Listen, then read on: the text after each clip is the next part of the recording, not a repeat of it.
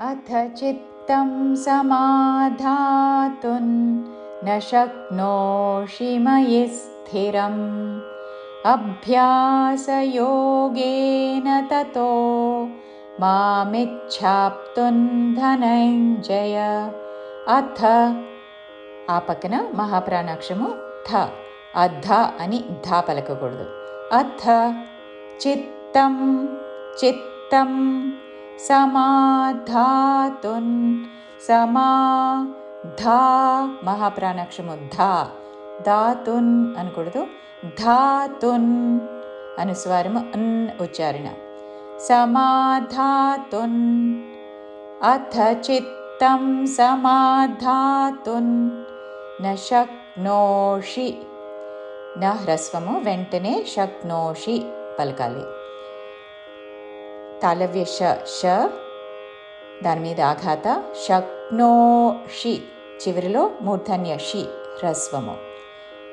న శక్నోషి న శక్నోషి మయి స్థిరం మయి స్థిరం ఈ మీద ఆఘాత పక్కన సాకి మహాప్రాణాక్షము ధావత్తు.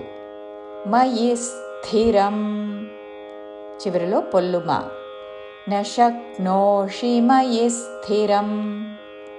అభ్యాస ఆ పక్కన మహాప్రాణాక్షము భాకి యావత్తు. అభ్యాస అనకూడదు.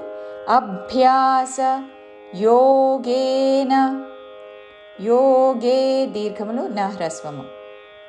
అభ్యాసయోగేన తతో తతో అభ్యాసయోగేన తతో